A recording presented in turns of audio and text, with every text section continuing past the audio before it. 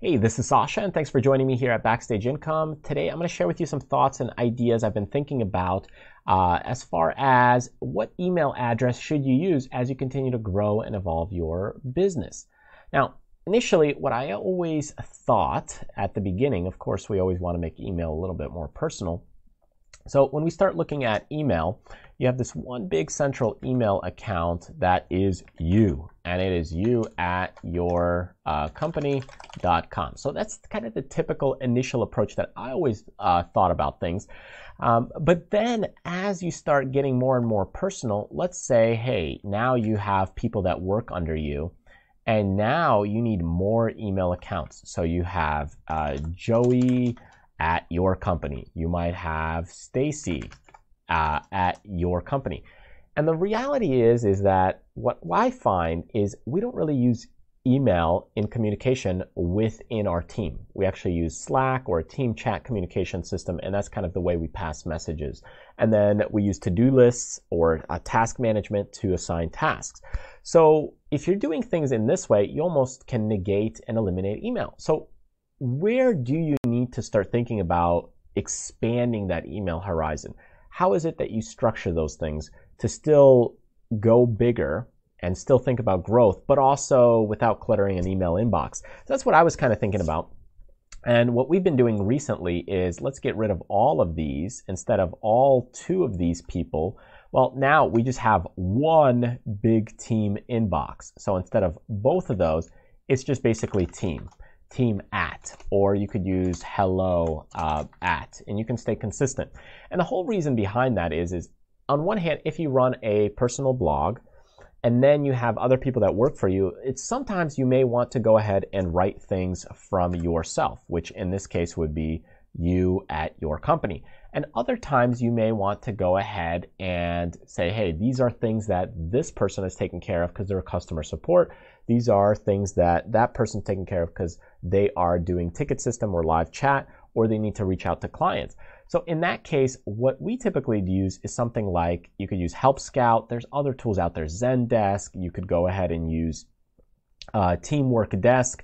But basically what this allows you to do is think about it. These software as a service tools are based on a per user basis, right?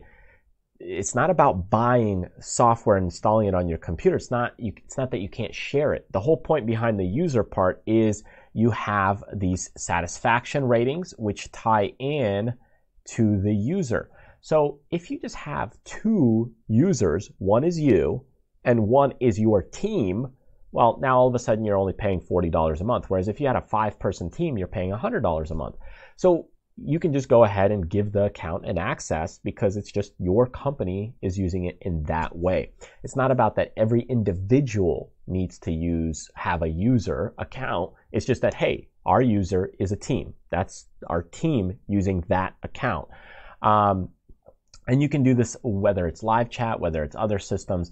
But simplifying those things as hello or team will then allow you to go ahead and just constantly reply in that way. And what we've done is basically, if you go ahead to your email company, let's say we have MailerLite, which by the way, you can go ahead and go to BackstageIncome.com and sign up in the MailerLite system. Aweber, also another great one.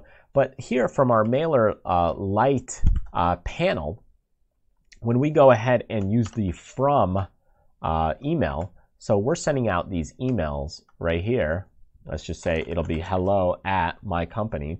So these emails get sent out to all these different people, and these people receive it.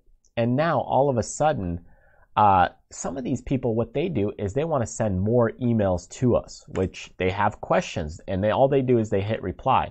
So we go ahead and just forward all those emails to our inbox, to our hello at whatever ticketing system we have. And now we just have all those in basically a list of all the people that are replying back from our newsletter list. And that's why we went ahead with hello or team, is because we wanted to go ahead and create a structure like this where it's not going to your email, it's going to a ticketing system. And that way we can see, okay, these are 30 days overdue. These are 15 days overdue. We got to reply to these because people have questions. And if you go ahead and from your email inbox, do it, like let's say for my name, Sasha at my company, well, they're all going to my personal box. Whereas this personal email might be for billing for web hosting. It might be billing for a chat system. And I don't want to see those same things as a customer because the customers, there's a ton of them coming in and I don't want it to flood and get lost because I want to make sure our customers get answered, even though sometimes it takes a little bit more time. But that's what you need to do and focus on is to go ahead and if you have a system like this, like Hello or Team, then when you send out all those emails and people start writing emails to you, then it goes into your Teamwork Desk system or something along those lines. And that's the way we approach it, is that's our flow diagram, right? So if we look at our flow diagram, that's the way that it works. So let me show you how the basic premise behind it. And it really just starts out like this. We have Hello,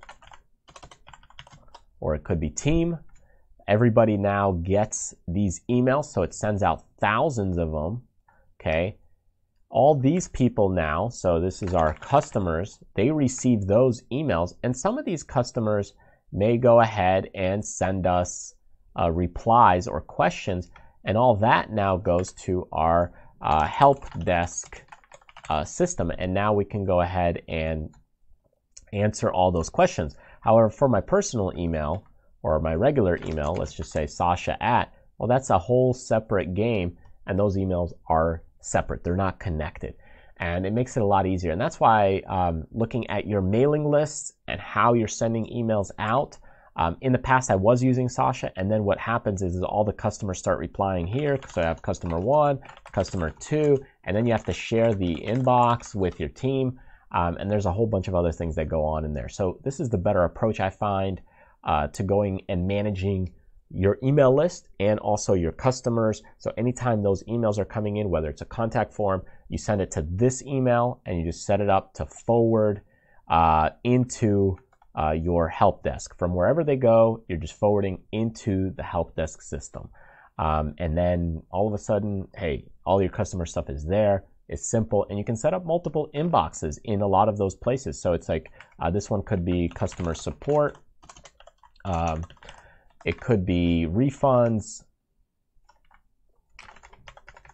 and all the other stuff. But if you're kind of just a couple of people that are managing your business, well, you could do it on a per website niche. So let's say you have one website or one service, maybe you have another niche number 2. So you could split up those mailboxes based on the niche, not based on department. So think about it, how you go about doing these things. It's all just about organizing it for what works for your company. But that's the way we've done it, using Hello or Team now, rather than a personal email. And of course, now when you do the reply and they have templates, it's from Team at your company, and it, the customer or the team member at that time may say, hey, my name is Julie, or my name is Sam. They might go around that way, or it could be, hey, Julie, Sam, and Pete. It's from the team, Julie, Sam, and Pete. So that's the team that we have, kind of. So that's the way to think about it on these levels of, hey, what email do I set up? Because if you go with a personal one, you're going to have people replying back from your newsletter list, and that could be a problem. So think about the overall structure of what you're trying to create, so that way it makes more sense for growing your business. Anyways, I hope this was helpful and insightful for you. If you want to continue to watch more great training videos, be sure to not miss a beat. Hit the subscribe button here on YouTube, or get on our newsletter list and get some freebies there as well. So that way you can see when new courses are released, detailed trainings, as well as some great books that I have coming out. So thanks for stopping by, and I'll see you next time.